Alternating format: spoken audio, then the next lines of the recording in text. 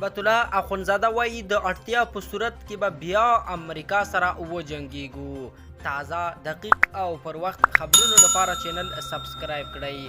د طالبانو د حکومت مشر ملا هیبت الله اخونزاده وایي که اړتیا وي د شرعي حدودو د پلي کولو لپاره به یو ځل بیا امریکا سره وجنګیږي. د طالبانو د حکومت مشر او رهبر ملا هیبت الله اخونزاده یو ځل بیا امریکا ته خبرداری ورکړی چې د اسلامي شریعت د حدودو پلي کولو لپاره له دوی سره بلې جګړې ته چمتو دی.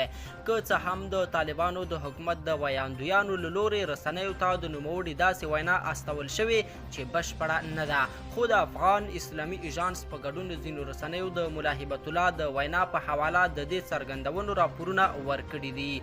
افغان اسلامي ایژانس په راپور کې راغلي چې نوموړي له امریکا سره تعامل خپله غلامي بللي او ټینګار یې کړی چې په هیڅ قیمت به د شرعي حدود د جاري ساتلو د څرنګوالي پر سر له دغه هیواد سره تعامل ونه کړي. د نوموړي په حواله راغلي زه له نړۍ سره د شریعت د نه تطبیق پریکړه نه منم، ان که خپل ژوند هم له لاسه ورکړم زه به یې ونه منم. زه به بیا له هغوی یعنی امریکا سره جګړه وکړم. دوی د بشري حقونو په پلمه د شریعت نه پلي کېدل غواړي. دا مسایل له دوی سره د دوحې په تړون کې نه دي منل شوي. ملا هیبت الله ویلي چې امریکا په نړۍ کې د ډیموکراسۍ د پلي کولو هڅه کوي، خو په افغانستان کې د دې ډول عمل لپاره هیڅ ځای نشته. ملا هیبت الله اخونزاده وروسته له هغې دا څرګندونې په کندهار کې په یوه غونډه کې وکړې چې له دې مخکې د جولای په 9 په کابل کې د امریکا لورې د القاعدې ډلې مشر ایمن الظاهري وژل کېدو پر طالبانو د نړیوالو له لورې نیوکې او شکونه له دې امله زیات شوي چې ګواکې دوی له القاعدې ډلې سره لا هم پراخې اړیکې لري.